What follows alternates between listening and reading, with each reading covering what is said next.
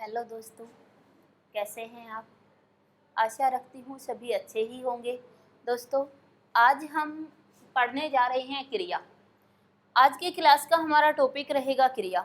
इससे पीछे की क्लास में हमने देखा कि जो क्रिया है, क्रिया शब्द की परिभाषा देखी, क्रिया के प्रकार देखे, क्रिया में से कुछ समझने योग्य बातें हमने आपके साथ साझा किया कि क्रिया में पद क्या होता है, शब्द क्या होता है, क्रिया किसका आंसर होती है, विकारी शब्द है या अविकारी शब्द है, क्रिया जो होती है कर्म के आधार पर कितने प्रकार की होती है, व्यापार के आधार पर कितने प्रकार की होती है, क्रिया मूल धातु क्या होती है, यौगिक क्रिया क्या होती है, ये सभी हम इससे पीछे की क्लास में आपके समक्ष प्रस्तुत करके आए हैं।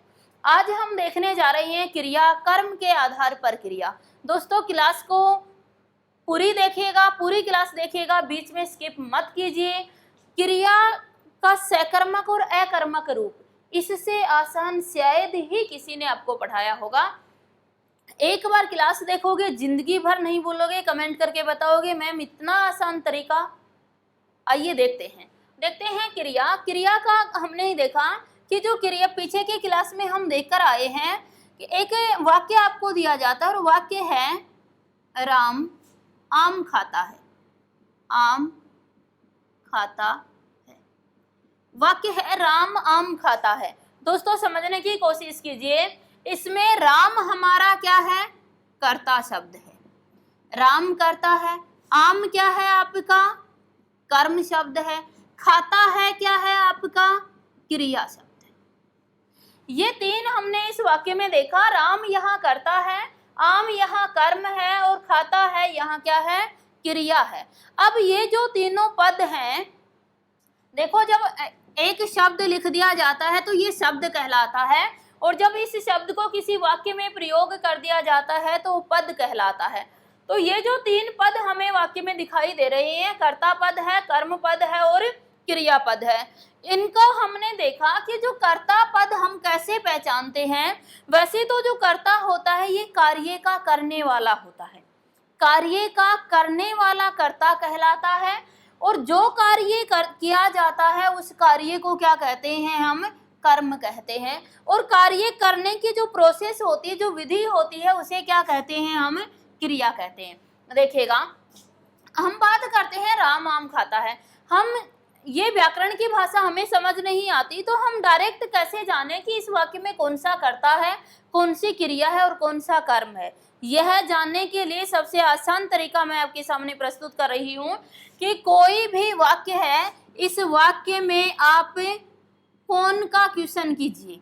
कोई भी वाक्य है उससे कौन का क्वेश्चन करोगे, जो आंसर में आएगा वह क्या होगा? आपका कर्ता होगा। समझ आया? इस क्रिया से मैं क्वेश्चन करती हूँ कौन का, कि आम कौन खाता है, तो हमारे सामने क्या आ जाता है? राम। और राम क्या है? यहाँ का कर्ता है। अगर वाक्य से हम कौन का क्वेश्चन करते हैं तो आंसर में हमेशा कर्ता आता है। यदि हम वाक्य से क्या का क्वेश्चन करते हैं, अगर वाक्य से हम क्या का क्वेश्चन करते हैं तो आंसर में हमेशा हमारे पास क्या आता है? कर्म आता है।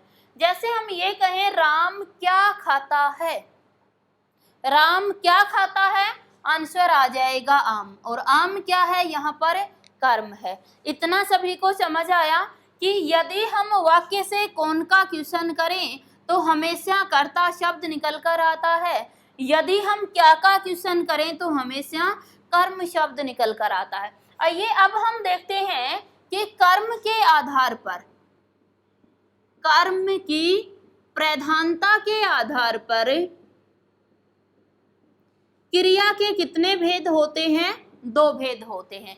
एक क्रिया, पहला भेद हमारा हो जाता है अकर्मक, पहला भेद है अकर्मक क्रिया, और दूसरा भेद हमारा हो जाता है सकर्मक क्रिया। दूसरा भेद होता है सकर्मक क्रिया। दोस्तों, जानिएगा अकर्मक क्रिया और सकर्मक क्रिया क्या होती है। हिंदी में यदि किसी भी शब्द के साथ ए उपसर्ग पाया जाता है तो उसका अर्थ होता है निषेध, नकारात्मक। और हिंदी में किसी भी शब्द के साथ यदि से उपसर्ग पाया जाता है तो उसका अर्थ होता है सहित या साथ। देखिए अब परिभाषा देखिए, कर्म का अर्थ कर्म है ऐसी क्रिया जिसका प्रभाव कर्म के ऊपर नहीं होता है। ऐसी क्रिया जिसका प्रभाव कर्म पर नहीं पाया जाता क्या कहलाती है? अकर्मक क्रिया कहलाती है। ऐसी क्रिया जिसका प्रभाव कर्म पर पाया जाता है क्या कहलाती है? सकर्मक क्रिया कहलाती है। क्लियर? यदि किसी भी क्रिया का प्रभाव कर्म के ऊपर नहीं होता तो वह क्रिया आपकी अकर्मक, किसी क्रिया का प्रभाव कर्म पर पड़ता है तो वह सकर्मक कहलाती है। आइए अब हम पहचाने कि यदि हमें कोई क्रिया शब्द दे दिया जाता है और क्रिया शब्द देकर हमसे पूछा जाता है कि बताइए यह किस प्रकार की क्रिया का उदाहरण है। सबसे पहले सकर्मक और अकर्मक को ही हम देखें। जैसे हमें शब्द दे दिया जाता है और शब्द दिया जाता है सोना, सोना शब्द दिया गया और सोना शब्द देकर हमसे पूछा गया कि बताइए किस प्रकार की क्रिया है, किस प्रकार का क्रिया शब्द है, अकर्मक क्रिया शब्द है या सकर्मक क्रिया शब्द है। पहले हम देखेंगे केवल शब्द को, फिर हम पद की बात करते हैं। तो देखो सोना क्रिया है, इस सोना से हमें क्वेश्चन करके देखना है। क्या क्वेश्चन करें? क्या सोता है? क्या सोता है? बता सकते हो आप लोग क्या सोता है? नहीं बताया जा सकता, क्योंकि सोना एक ऐसी क्रिया है जिसका प्रभाव हमेशा किस पर जाता है? कौन पर जाता है। जिसका प्रभाव हमेशा कौन पर जाता है? कर्ता के ऊपर रहता है। यहाँ कर्म की आवश्यकता नहीं होती है, इसलिए जो सोना क्रिया है किस प्रकार की क्रिया हो जाती है? अकर्मक क्रिया हो जाती, क्योंकि इसका प्रभाव कर्म पर नहीं पाया जाता है। क्या का आंसर इससे नहीं निकलता है। अगर क्या का आंसर इससे नहीं आया तो क्रिया कैसी हो गई आपकी? अकर्मक क्रिया हो गई, क्योंकि फिर इसका आंसर क्या आएगा? कौन आएगा, और कौन का आंसर हमेशा कर्ता होता है, तो क्रिया का प्रभाव किस पर गया? कर्ता के ऊपर। देखिए दूसरा उदाहरण आपके सामने प्रस्तुत करती हूँ। उदाहरण हमारे पास आ जाता है खाना। खाना आ जाता है। खाना भोजन नहीं है, ये खाना क्रिया है। खाना क्रिया है और खाना क्रिया देकर हमसे पूछा जाता है कि बताइए ये क्रिया किस प्रकार की है। यह क्रिया अकर्मक क्रिया है या सकर्मक क्रिया है। दोस्तों हमें कुछ नहीं करना, हमें बस सीधा क्रिया से क्या करना है? क्या का क्वेश्चन कर देना है कि क्या खाता है। क्या खाता है? आपका मस्तिष्क आंसर देगा फल खाता है, आपका मस्तिष्क आंसर देगा भोजन खाता है। खाता है लेकिन कभी भी अपने आप को नहीं खा सकता, यानी कर्ता स्वयं को नहीं खा सकता है। खाने के लिए उसे कर्म की आवश्यकता होती है, और कर्म की आवश्यकता होती है तो क्रिया कैसी हो जाती है? सकर्मक हो जाती है। देखिए फिर हमें दिया जाता है दौड़ना। दौड़ना दे दिया जाता है और हमसे पूछा जाता है कि बताइए दौड़ना किस प्रकार की क्रिया है। दोस्तों क्या बता सकते हो क्या दौड़ता है? मोहन क्या दौड़ता है? क्या का क्वेश्चन करेंगे, कोई आंसर नहीं आएगा। क्या दौड़ता है, कौन का आंसर अवश्य आ जाएगा। कौन दौड़ता है? तो मोहन दौड़ता है। दौड़ना जो क्रिया है ये कर्ता के शरीर पर ही संपन्न होती है। इसका प्रभाव हमेशा कर्ता के ऊपर जाता है, और कर्ता पर प्रभाव पड़ते ही क्रिया कैसी हो जाती है? अकर्मक क्रिया हो जाती है, क्योंकि यहाँ कर्म उपस्थित नहीं होता है। इसका प्रभाव कभी भी कर्म के ऊपर नहीं पाया जाता है। तो दौड़ना क्रिया कैसी हो जाती है? आपकी अकर्मक क्रिया कहलाती है। पुनः दोहराती हूँ, कोई भी क्रिया शब्द हमें दिया जाए, उस क्रिया शब्द से क्या का क्वेश्चन करना। अगर क्या का आंसर आपके मस्तिष्क में आ जाए तो वो क्रिया सकर्मक होगी, और क्या का आंसर आपके मस्तिष्क में नहीं आए तो क्रिया क्या होगी? अकर्मक होगी। लेकिन ध्यान रखिए क्या का आंसर आना चाहिए, कौन का नहीं। अब मैं एक शब्द के माध्यम से, वाक्य के माध्यम से आपको समझाने की कोशिश करती हूँ। जैसे हमारे सामने सोना क्रिया आया और वाक्य बना दिया मोहन सोता है। मोहन सोता है, और वाक्य देकर हमसे पूछा जाता है कि इसमें क्रियापद किस प्रकार का क्रियापद है। ये जो सोता है क्रिया है, ये किस प्रकार की क्रिया है, अकर्मक क्रिया है या सकर्मक क्रिया है। दोस्तों कोई फर्क नहीं पड़ता कि हमें क्रिया शब्द दिया जा रहा है या क्रिया पद दिया जा रहा है, हमें तो जो भी शब्द क्रिया शब्द हो चाहे क्रिया पद हो, हमें इससे सीधा क्या का क्वेश्चन करना है। और क्या क्या क्वेश्चन हम करते हैं कि क्या सोता है। हो सकता है आप में से किसी का मस्तिष्क कह रहा हो क्या सोता है, मोहन सोता है। दोस्तों मोहन क्या का आंसर नहीं है, मोहन कौन का आंसर है। कौन सोता है, मोहन सोता है। और कौन का आंसर हमेशा करता जाता है, या सोने का कार्य कौन कर रहा है, मोहन कर रहा है। तो ये हमेशा कौन है, और कौन हमेशा क्या होता है, कर्ता का आंसर होता है। हमें तो कर्म चाहिए। अब मैं क्वेश्चन ये करूं कि मोहन क्या सोता है, बता सकते हैं मोहन क्या सोता है। नहीं बताया जाता, क्योंकि क्या का आंसर सोने के साथ कभी आता ही नहीं है, हमेशा कौन का आंसर आता है और कौन कर्ता होता है। तो ये जो क्रिया है इसका फल किस पर जा रहा है, कर्ता के ऊपर जा रहा है। और कर्ता के ऊपर फल जा रहा है तो कर्म की कोई आवश्यकता नहीं है, इसलिए ये क्रिया कैसी हो जाती है, आपकी अकर्मक क्रिया कहलाती है। क्लियर। अब हमारे सामने एक और वाक्य दे दिया जाता है, मोहन दौड़ता है। मोहन दौड़ता है। जो क्रिया शब्द थे उनको मैंने क्रिया पद में परिवर्तित कर दिया कि मोहन दौड़ता है।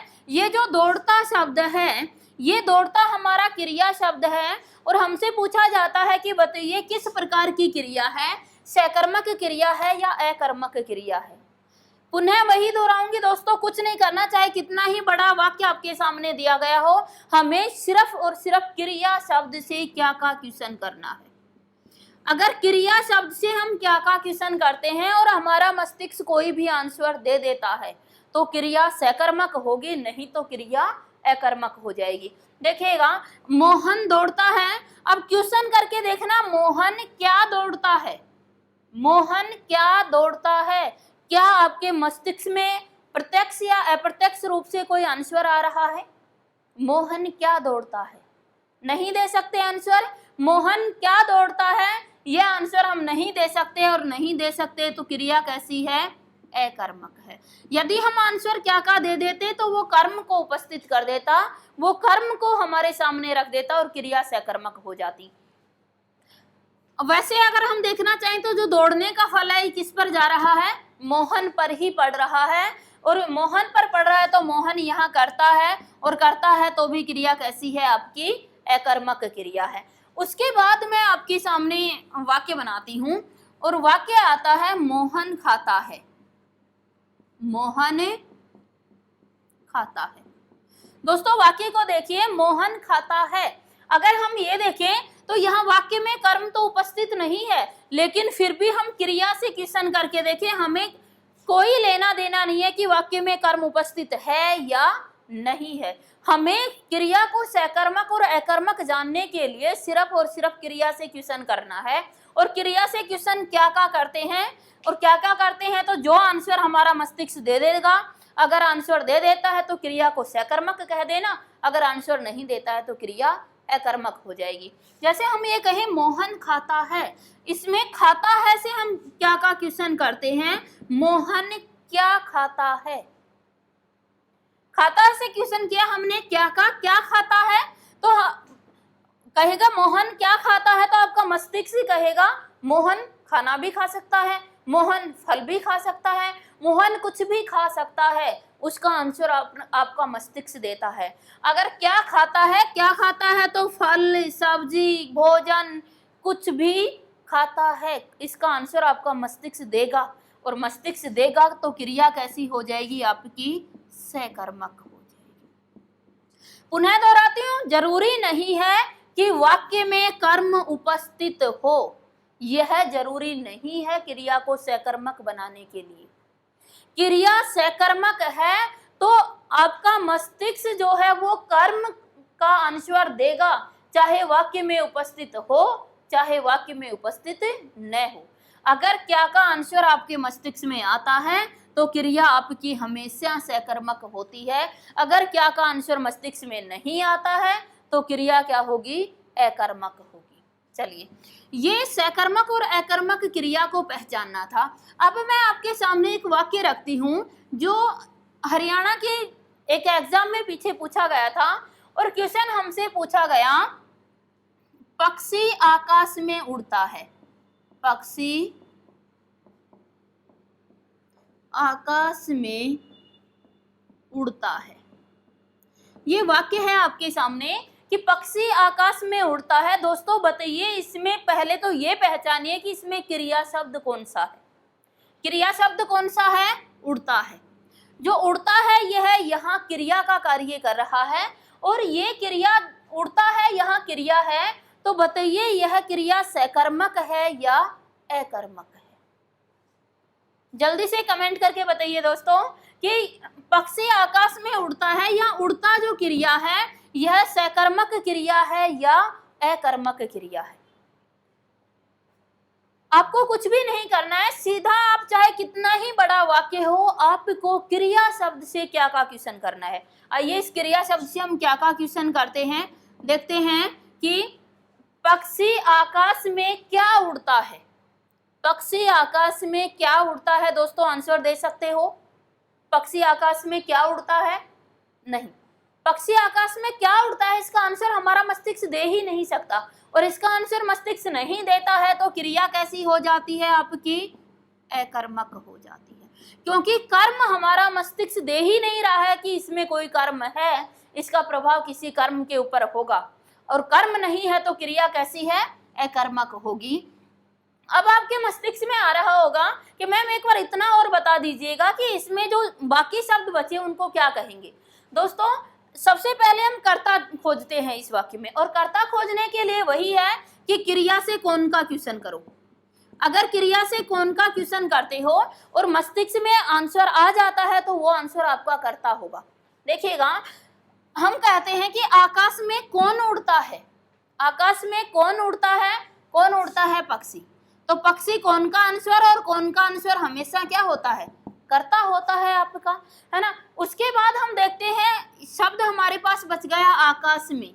अगर आकाश में को हम देखते हैं तो दोस्तों आकाश के साथ में लग रहा है, और में कारक चिन्ह है आपका। में क्या है? कारक चिन्ह है, और में हमेशा क्या है? किसका कारक चिन्ह है? अधिकरण, और अधिकरण हमें आधार बताता है। तो दोस्तों ये जो आकाशी शब्द है ये क्या है? आपका आधार है, उड़ने का आधार है, तो ये क्या हो जाएगा? आपका अधिकरण। यह अधिकरण कारक हो जाएगा, ठीक है। तो ध्यान रखिएगा, पक्षी यहाँ करता है, आकाश में यहाँ क्या है? अधिकरण कारक है, उड़ने का आधार है, उड़ता यहाँ क्रिया है, यहाँ कर्म उपस्थित नहीं है, और अनुपस्थित भी कर्म यहाँ नहीं है। हमारा मस्तिष्क यहाँ कर्म का आंसर दे ही नहीं सकता है, तो इस वाक्य में प्रयुक्त की गई क्रिया क्या कहलाएगी? आपकी अकर्मक क्रिया कहलाएगी। आइए एक और उदाहरण से समझते हैं, और उदाहरण आपके सामने आ जाता है।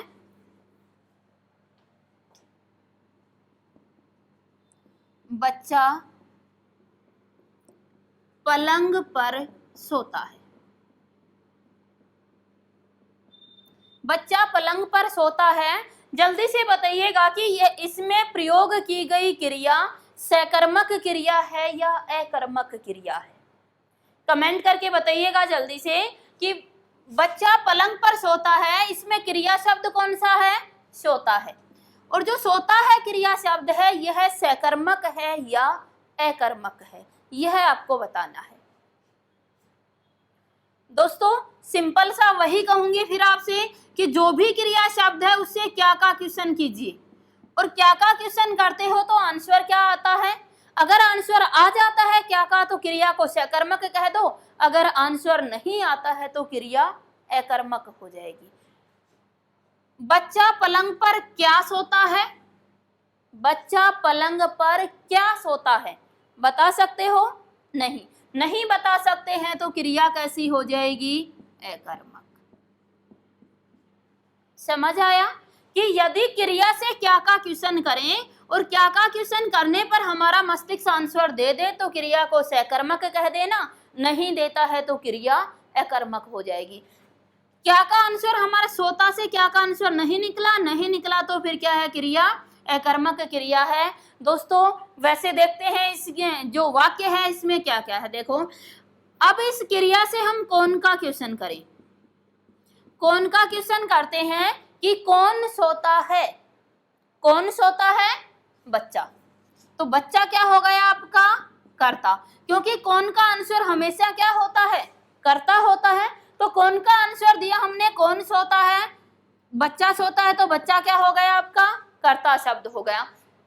फिर शब्द बचा पलंग पर, और पर हमेशा क्या होता है आपका, आधार होता है। पर हमेशा आधार का आंसर होता है।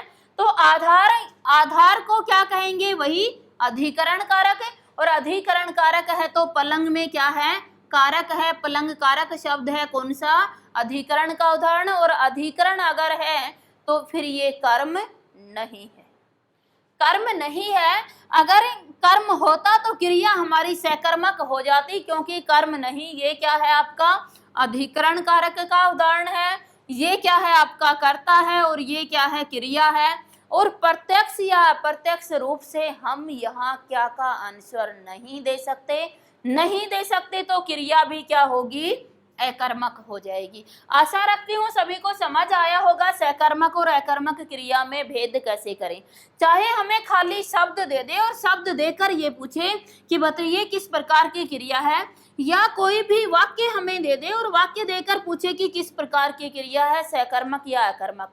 हमें कुछ नहीं देखना, चाहे कितना ही बड़ा वो वाक्य हमें दे दे, उस वाक्य में प्रयुक्त क्रिया से क्या का क्वेश्चन करना है।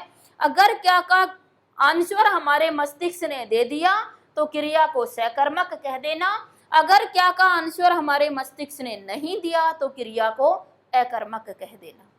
आइए आगे देखते हैं।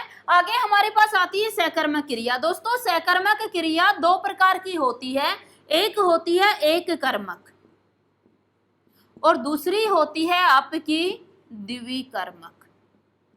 एक कर्मक और द्विकर्मक। अकर्मक क्रिया का भेद नहीं पाया जाता, बल्कि सकर्मक क्रिया दो प्रकार की होती है, एक कर्मक क्रिया और द्विकर्मक क्रिया। देखिएगा अगर हम ये कहें कि एक कर्मक क्रिया तो इसमें हमेशा एक ही कर्म उपस्थित होता है, लेकिन जब वाक्य में दो कर्म उपस्थित हो तो क्रिया कैसी होगी, द्विकर्मक क्रिया हो जाएगी। जैसे एक वाक्य आपको दिया जाता है और वाक्य दिया जाता है अध्यापक पुस्तक पढ़ाता है, पुस्तक पढ़ाता है, अध्यापक पुस्तक पढ़ाता है। इसमें कौन पढ़ाता है, अध्यापक क्या हो गया आपका, कर्ता। क्या पढ़ाता है, पुस्तक, पुस्तक यहाँ क्या हो गया, कर्म, और पढ़ाता यहाँ क्या हो गई आपकी क्रिया हो गई। दोस्तों इस वाक्य में एक ही क्रिया है, एक ही कर्म है, और एक ही कर्म है तो क्रिया कैसी है आपकी, एक कर्मक क्रिया है। लेकिन अगर वाक्य में दो कर्म उपस्थित हो तो क्रिया कैसी हो जाएगी, द्विकर्मक क्रिया हो जाती है। आशा रखती हूँ सभी को अकर्मक सकर्मक समझ आई होगी कि क्रिया का अकर्मक और सकर्मक प्रकार कौन कौन से होते हैं, और हम कैसे ज्ञात कर सकते हैं कि यह क्रिया का अकर्मक प्रकार है या सकर्मक प्रकार है। आगे की क्लास में हम पढ़ेंगे कि क्रिया के मूल रूप को धातु कहते हैं और दूसरा जो रूप होता है वो यौगिक होता है। यौगिक क्रिया किस प्रकार की क्रिया होती है और इसे कितने भागों में विभाजित किया गया है। धन्यवाद।